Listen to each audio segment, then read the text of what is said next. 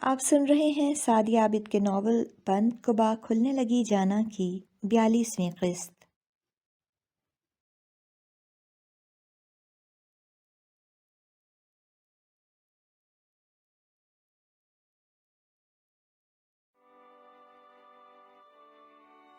اس کو کچھ نہ کہو فریدہ، یہ حق بجانب ہے، مگر خدا گواہ ہے مائدہ بیٹا، میرے علم میں جب بات آئی تو بہت دیر ہو چکی تھی۔ عین شادی کے دنوں میں شادی کینسل ہو جانے کے ڈر سے خاموش رہی۔ سوچا تھا کہ شادی کے بعد سب ٹھیک ہو جائے گا، لیکن کیا پتا تھا کہ اسجد اتنا کم ظرف ثابت ہوگا۔ اس پر بھروسہ کیا اور اس نے ہماری پرورش کو ہی گالی بنا دیا۔ ہم نے مگر تمہارا برا کبھی بھی نہیں چاہا تھا۔ نوید بھی تم سے شرمندہ ہیں، انہوں نے تمہیں کبھی زرمین سے کم نہیں سمجھا۔ تمہارے بارے میں اچھا سوچتے سوچتے تمہارے ساتھ ہم سب ہی برا کر گئے۔ ہم سب تمہارے مجرم ہیں، ہو سکے تو معاف کر دینا، اور اتنا یاد رکھنا کہ اب تم جو فیصلہ لوگی میں تمہارے ساتھ ہوں گی، تمہارا ہر فیصلہ ہمیں قبول ہوگا۔ اور یہ شک کبھی دل میں نہ لانا کہ اسجد کی شادی کا ہم میں سے کسی کو علم تھا۔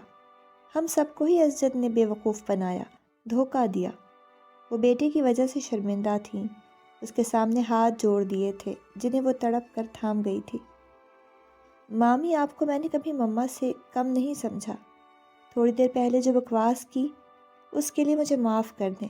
سارے قصے میں آپ سب کا کوئی قصور نہیں ہے۔ وہ روتے ہوئے ان کے ہاتھ تھامے کہتی اپنی اچھی تربیت اور نیک فطرت کا ثبوت دے گئی تھی۔ بیٹا تو وہ میرا ہی ہے نا، اور اولاد والدین کا سر یوں ہی جھکا دیتی ہے، تربیت کو گالی بنا دیتی ہے۔ ان کی آنکھوں سے آنسو گر رہے تھے۔ بات صرف تربیت کی نہیں ہوتی، فطرت کی بھی ہوتی ہے بھابھی۔ والدین تو اولاد کو ہمیشہ سیدھے راستے پر چلاتے ہیں، مگر اولاد ماں باپ کی انگلی تھامے سیدھے راستے پر چلتے ہوئے بھی بھٹک جائے تو والدین کا کیا قصور؟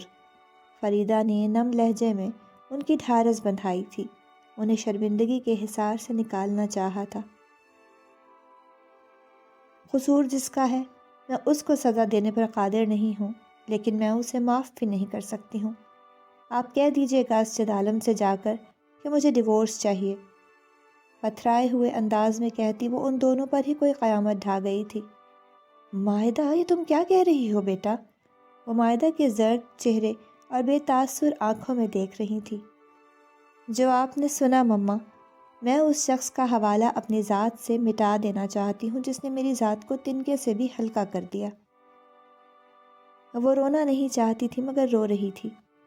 تم ابھی غصے میں ہو، بعد میں اس موضوع پر بات کریں گے کہ رشتے مذاق نہیں ہوتے۔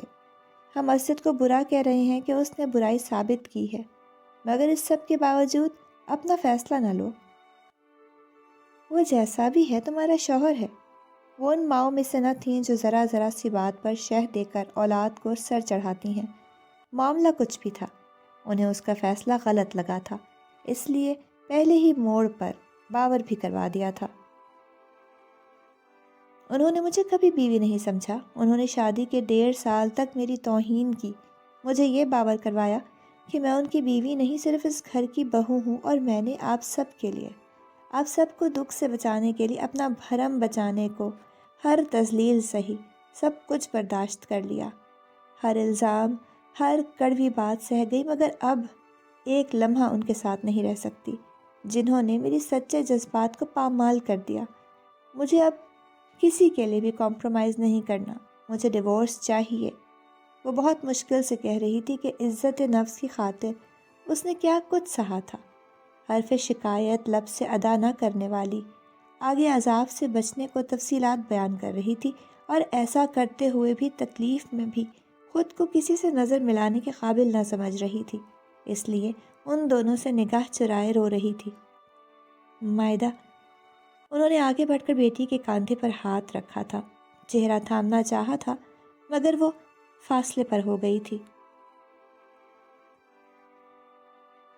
مما، میں بہت تکلیف میں ہوں، لفظوں سے کھیلنا مجھے نہیں آتا، نہ ہی میں اظہار کے ہنر سے واقف ہوں، مگر آپ میری مثال اس پرندے کی سی سمجھ لیں جس کے پر کاٹ دیے جاتے ہیں اور وہ قفس کے پنجرے میں پڑا اڑنے کی آس میں پھڑ پھڑا کر رہ جاتا ہے، اور ایک دن آتا ہے کہ وہ اس پنجرے میں اپنی جان دے دیتا ہے، مگر میں اس پنجرے میں پھر سے نہیں جانا چاہتی۔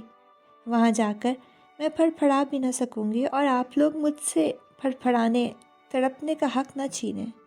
وہ شدت ضبط سے کانپ رہی تھی، اپنی ذات کو سوالیہ نشان بنے دیکھ کر اذیت میں تھی۔ اسجد عالم بے شک میرے شوہر ہیں، لیکن انہوں نے مجھے بیوی نہیں سمجھا۔ انہوں نے صرف اپنی مردانگی کو ثابت کیا۔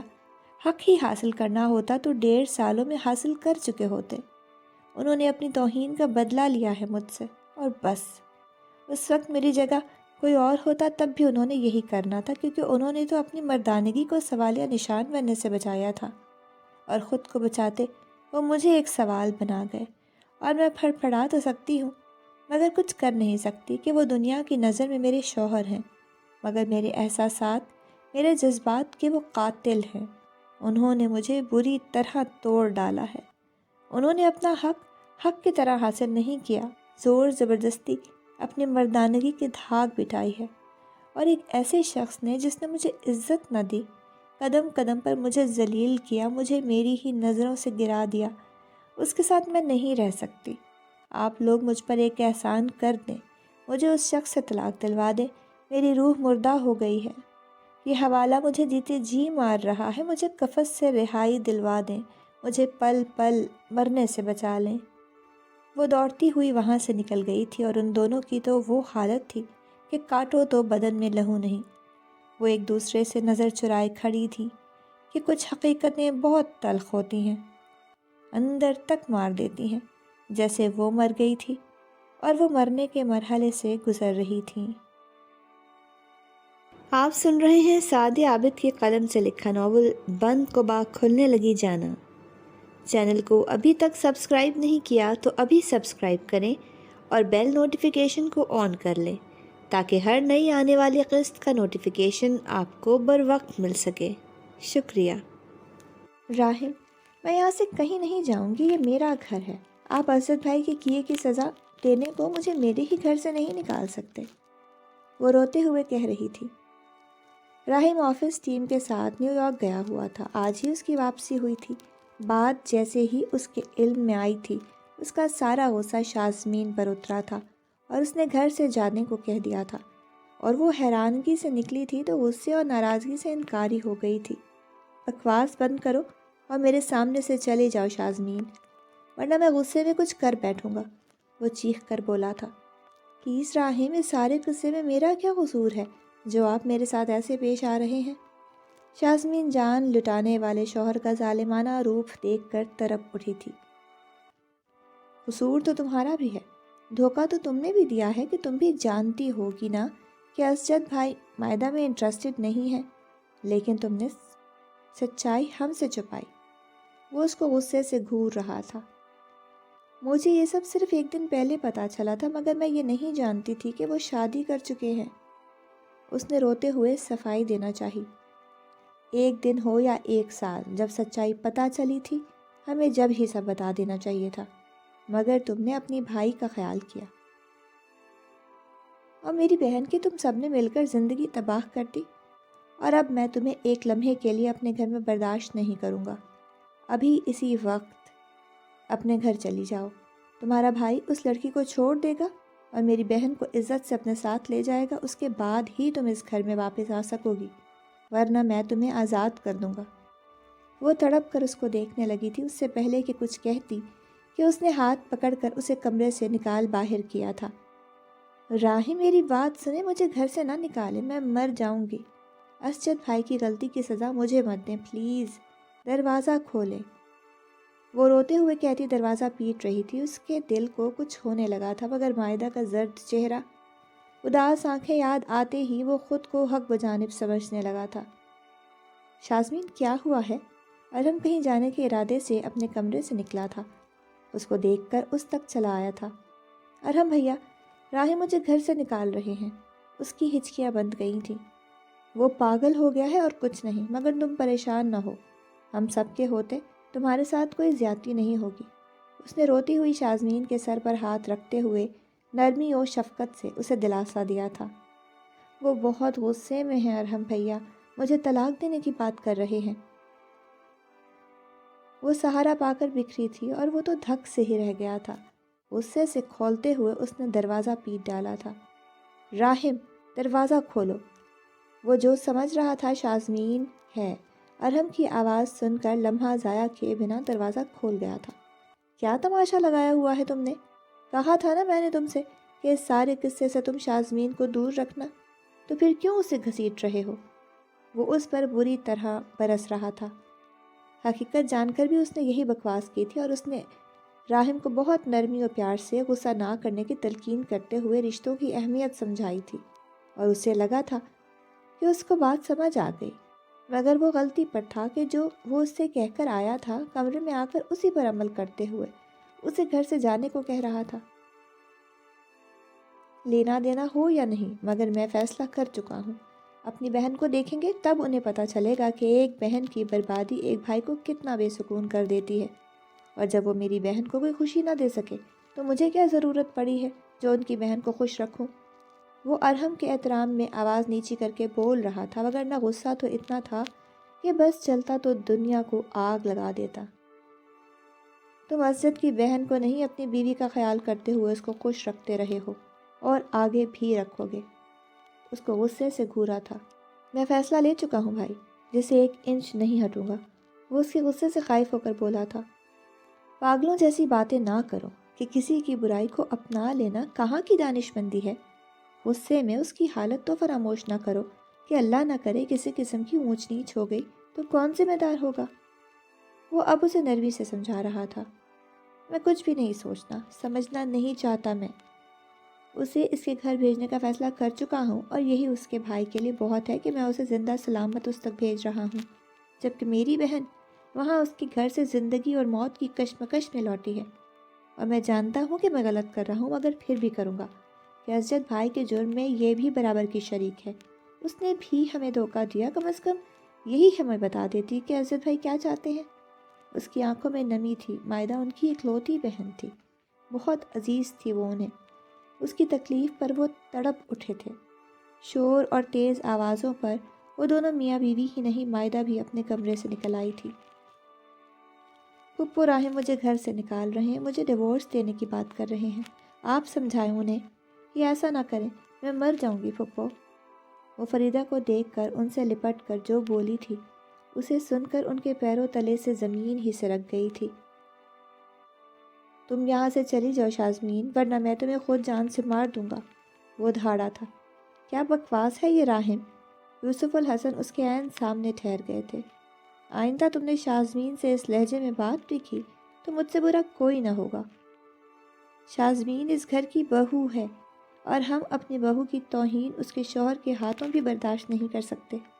شازمین اور مائدہ ہماری بیٹیاں ہیں، ایک برباد ہو رہی ہے، تم چاہتے ہو دوسری کو بھی برباد کر دیں، جبکہ یہ ہماری بیٹی کی بربادی کی ذمہ دار بھی نہیں ہے، تو پھر اسے تم سزا کیوں دینا چاہتے ہو؟ وہ دکھ اور غصے کے ملے جلے تاثرات کے ساتھ بول رہے تھے۔ اس کا قصور ہے یا نہیں میں نہیں جانتا، مگر میں اسے صرف اسی صورت بساؤں گا جب اسجد بھائی میری بہن کو ساتھ لے جائیں گے، اس لڑکی کو طلاق دے دیں گے، کہ اگر انہوں نے مائدہ کو طلاق دی تو میں شازمین کو طلاق دے دوں گا۔ وہ کسی کے بھی غصے کو خاطر میں لائے بنا اپنی بات و فیصلے پر ڈٹا رہا۔ بکواس کرتے ہو؟ ایسا کچھ کیا تم نے تو جان سے مار دوں گا میں تمہیں۔ یوسف الحسن اس پر ہاتھ اٹھا چکے تھے اور بہت غصے میں آتے دھاڑے تھے۔ پاپا، کوئی بھی چیز مجھے میرے فیصلے سے نہیں ہٹا سکتی، اور تم کیا کھڑی ہو؟ دفع ہو جاؤ یہاں سے۔ جس دن تمہارا بھائی مائدہ کو طلاق دے گا، اس کے اگلے دن تمہیں بھی طلاق کے پیپرز مل جائیں گے۔ اس نے باپ کی سائڈ سے نکل کر اسے گھورتے ہوئے اس کی حالت کی پرواہ کیے بغیر باہر کی طرف دھکیلا تھا۔ وہ ڈس بیلنس ہوتی لڑ کھڑائی تھی، اس سے پہلے کہ وہ گرتی کہ مائدہ اسے تھام گئی تھی۔ شازمین کو ساتھ رکھیں یا اسے چھوڑ دیں، مگر ایک بات میری اپنے ذہن میں بٹھا لیں کہ اسجد عالم مجھے نہیں چھوڑ رہے، وہ مجھے طلاق نہیں دے رہے، میں ان سے طلاق لے رہی ہوں، اور یہ میرا اپنا فیصلہ ہے۔ اس فیصلے کا اثر کسی کی زندگی پر نہیں پڑے گا، اور پڑا تو میں اس گھر سے ہی چلی جاؤں گی۔ خود کو ختم کر لوں گی۔ وہ ان سب کو ساکت چھوڑ کر راہم کو غصے اور ناراضگی سے دیکھتی نکلتی چلی گئی تھی اور وہ لمبے لمبے ڈگ بھرتا باہر کی جانب بڑھا تھا۔ ارحم، جا کر روکو اسے، غصے میں کچھ کر نہ بیٹھے، وہ ہول کر بولی تھی۔ اس کے پیچھے نہ جاؤ، کتنا ہی غصہ کر لے کچھ غلط نہیں کرے گا۔ اور تم شازمین بیٹی کو کمرے میں لے جاؤ، اس کا خیال رکھو۔ راہم کو میں خود سمجھا لوں گا، وہ کوئی غلط فیصلہ نہیں لے گا۔ وہ ارحم کو روکتے بیوی سے بولے تھے اور روتی ہوئی شازمین کے سر پر ہاتھ رکھتے اسے تسلی دیتے وہاں سے نکلتے چلے گئے تھے۔ آپ سن رہے ہیں سعدیہ عابد کی قلم سے لکھا ناول بند قبا کھلنے لگی جانا۔ چینل کو ابھی تک سبسکرائب نہیں کیا تو ابھی سبسکرائب کریں اور بیل نوٹیفیکیشن کو آن کر لیں تاکہ ہر نئی آنے والی قسط کا نوٹیفیکیشن آپ کو بر وقت مل سکے۔ شکریہ۔ نوید، وہ بے خبر سوتی نہ جانے کس احساس کے تحت جاگی تھیں اور نوید عالم کو بیک گراؤنڈ سے ٹیک لگا اس مردہ گہری سوچ میں ڈوبے دیکھ کر اٹھ بیٹھی تھیں۔ لائٹس آن کرنے کے بعد جب ان کے چہرے پر نظر کی تھی تو انہیں اپنا دل خون ہوتا ہوا محسوس ہوا تھا۔ ان کے چہرے پر آنسوؤں کی لکیریں سی بنی تھیں اور وہ اپنی عمر سے زیادہ بوڑھے لگ رہے تھے۔ سب کچھ ختم ہو گیا راشدہ۔ وہ ان کے ہاتھوں پر چہرہ ٹکائے شدتوں سے رو پڑے تھے۔ مجھے میری اولاد نے کسی سے نظر ملانے کے لائق نہیں رکھا، اپنی ہی نظروں سے گر گیا ہوں۔ اسجر پر کتنا بھروسہ تھا، کتنا مان تھا، اس نے میرے سارے بھرم توڑ دیے۔ مجھے میری ہی اولاد نے رسوا کر دیا، میری اپنی اولاد نے بھرے مجمع میں میرے تن پر سجی ریشمی قبا کھینچ لی، مجھے برہنہ کر دیا۔ مجھے کوئی چیز، کوئی راستہ ایسا نظر نہیں آتا کہ جس سے میں اپنا وجود ڈھانپ لوں۔ وقت کی کیا ستم ظریفی تھی کہ آج وہ اس شخص کو روتے دیکھ رہی تھیں جو ان کے آنسو پوچھتا آیا تھا، اور آنسو پوچھنے والوں کے آنسو پوچھنا کس قدر تکلیف دہ اور اذیت ناک ہوتا ہے، یہ کوئی راشدہ عالم سے پوچھتا۔ وہ ان کے گرتے آنسوؤں کے ساتھ ریزہ ریزہ ہو کر بکھر رہی تھیں۔ ان کو تسلی دینے کو ایک حرف نہ تھا۔ وہ ہی نہیں، ان کے ساتھ وہ خود شکست و ریخت کے مرحلے سے گزر رہی تھی۔ اسجد نے جب کہا تھا کہ وہ مائدہ سے شادی نہیں کرے گا، میں نے سوچا کہہ رہا ہے، لیکن جب شادی ہوگی تو میرا مان رکھے گا، میرا سر کسی کے سامنے جھکنے نہ دے گا۔ بھروسہ کیا اس پر اور اس نے دھوکہ دیا۔ میرے منہ پر تمانچہ دے مارا کہ کرواؤ میری شادی۔ مجھے نہیں بسانا تو نہیں بساؤں گا۔ میں مائدہ سے کس طرح معافی مانگوں؟ یوسف اور فریدہ سے کس طرح نظر ملاؤں؟ میں ٹوٹ گیا ہوں راشدہ، میری اولاد نے مجھے جیتے جی مار ڈالا۔ ان کی ہچکیوں میں راشدہ کی سسکیاں بھی شامل ہو گئی تھیں۔ وہ بچی کتنا کچھ سہتی رہی، اس کی بربادی کا ذمہ دار صرف میں ہوں راشدہ۔ اسے کہو جا کر وہ مجھے معاف کر دے۔ اس نے مجھے معاف نہ کیا تو میں سکون سے جی تو کیا مر بھی نہیں پاؤں گا۔ وہ اذیت میں تھے۔ شادی اگر انہوں نے جبرن بھی کروائی تھی تو ایسی بھی کوئی قیامت نہ ٹوٹی تھی کہ کتنے ہی لوگوں کی شادی ان کی مرضی کے خلاف ہو جاتی ہے، مگر یوں تو کوئی نہیں کرتا جس طرح وہ کر گیا تھا۔ آگے زندگی نہ جانے کتنے امتحان لینے والی تھی۔ وہ ایک فیصلہ کر چکی تھی اور وہ اپنے فیصلے میں تنہا کھڑی تھی۔ اس کا موقف، اس کے احساسات سب اگر سمجھ بھی رہے تھے تو اس کی طرح سوچ کر کوئی فیصلہ نہیں لے سکتے تھے۔ وہ آگے کا سوچ نہیں رہی تھی، جبکہ ان سب کی نظریں مستقبل پر بھی جمی تھیں۔ آپ سن رہے تھے سعدیہ عابد کے ناول بند قبا کھلنے لگی جانا کی 42ویں قسط۔ اگلی قسط کے ساتھ انشاءاللہ بہت جلد حاضر ہوں گے۔